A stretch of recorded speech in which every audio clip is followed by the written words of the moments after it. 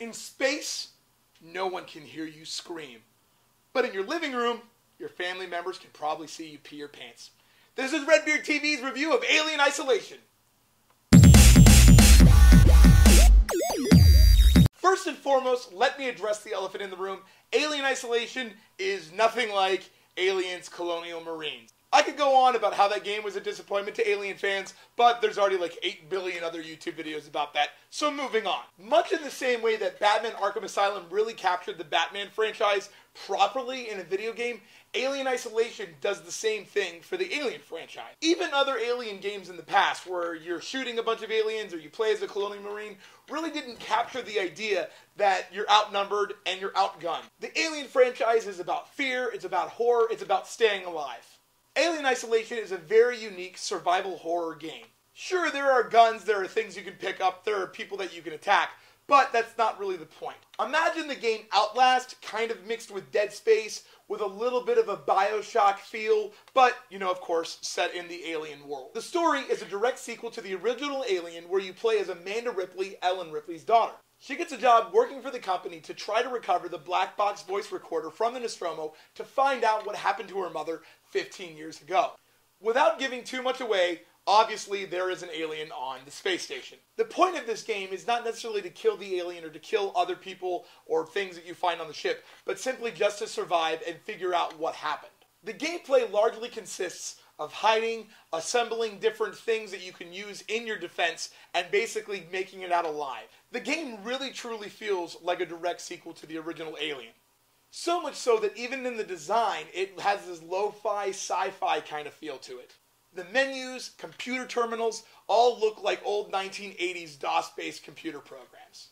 Even the weapons and the things that you can assemble to distract the alien or other AI on the ship really kind of have an old, bulky 80s feel to them.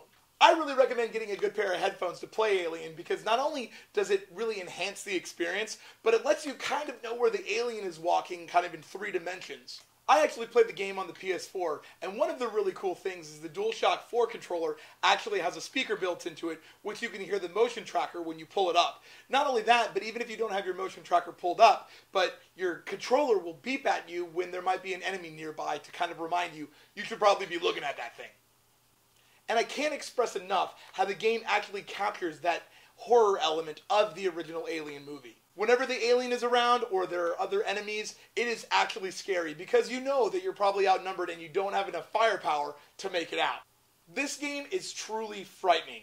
Whenever the alien comes around, the sounds, the music, everything changes so you really feel the horror like gripping at your gut. There was a level where I was trying to escape the alien, and I realized as soon as I got to the elevator at the end of the level, I let out this huge sigh of relief, and I realized I was kind of holding my breath for the past couple minutes. So remember, when you're playing Alien Isolation, you have to breathe. One of the things that the Creative Assembly, the developer of Alien Isolation, did very well is they kind of randomized the AI for the alien character.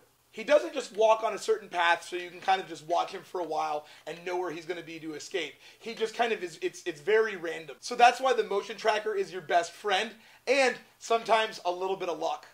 Obviously, the alien is the main enemy on the game, but there are also androids that are maintaining the station. Now, the androids are kind of impartial. If you're in an area where you're not supposed to be, they're obviously going to attack. But you're generally better off just avoiding them at all costs.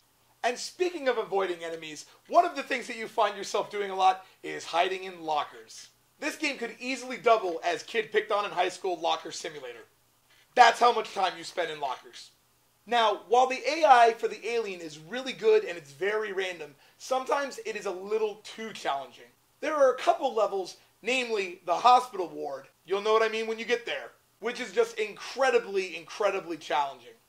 It's very satisfying when you get past the level, but at times you're dying pretty repeatedly even though you're doing your best to hide from the alien. Speaking of challenging, there are no autosaves in Alien Isolation. That's right, you actually have to find manual save stations. And I recommend getting in the habit early enough of always saving. Oh, you just found another save station, but you just saved like 2 minutes previous? Yeah, probably a good idea to save the game again.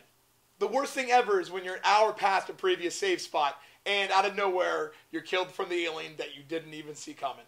Another aspect that I really didn't love about the game is that some of the missions aren't very clear as to what you're supposed to do. There was one spot where I was stuck for like 3 hours, and it was just because I hadn't found a door that was supposed to lead me to the next objective. Most objectives have like a little circular spot on the map and you kind of just head in that direction, but some of them are just really vague and it's like, go do this thing and you'll figure it out. There are also these little rewire spots that really don't explain how they're used. So you kind of just figure it out over time.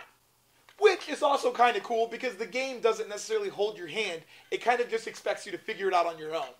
So as I said before, the game can be very challenging, especially when you don't even see the alien coming. So you really have to keep your eyes open because sometimes it doesn't show up on your motion tracker and it's just hiding an event. Things to look for are dust particles falling from the ceiling or even the drip of the alien saliva just dripping down from a spot. If you happen to walk under that, you're done. And the story is actually really, really cool. Not only is it told by cutscenes, interactions with other non-playable characters, but there are a lot of computer terminals that you'll go over to and start reading. Not only do the computer terminals give you a little bit of backstory, but sometimes they let you access new doors, unlock areas, and get into different parts of the game. So remember, always read those computer terminals too, because sometimes they have passcodes that you're going to need later on. So, even though this game is a first-person perspective, it might not be for everyone. If you're used to playing a lot of shooters, first-person shooters where you have a lot of control and you kind of blow through games pretty quickly, this game may not necessarily be for you. This game really consists of a lot of hiding, a lot of crouching, a lot of ducking around corners, and basically getting through a level pretty slowly at times. You need a lot of patience, but in the long run, it's really worth it. And if you're a fan of the Alien franchise, this game is absolutely for you. It finally does the franchise justice, and it's the Alien game that everyone has been waiting for. Plus, after you finish the game, there's actually a survivor mode. The survivor mode are kind of small little maps that basically give you an objective and you need to escape the alien within a certain time period. And if you meet certain qualifications, like not using your motion tracker, you can build more points. So it's kind of like beating your own score. And everybody loves a little bit of game after you finish the campaign. All in all, I give Alien Isolation 8 out of 10 beards. I had so much fun with it. I loved the environments. I loved the story. I loved the horror. But at times, it was a little challenging, and I got kind of frustrated. So if you're not a fan of survival horror genre, might not be the game for you. But if you love aliens, you like being scared, you like turning off the lights at night, and really getting into the game, then this game is absolutely for you. You guys make sure you subscribe to our little YouTube channel for further reviews, previews, and other amazing bearded shenanigans. Follow me on Twitter at RedBeard Captain, on Facebook at RedBeard TV, and you guys keep watching RedBeard TV.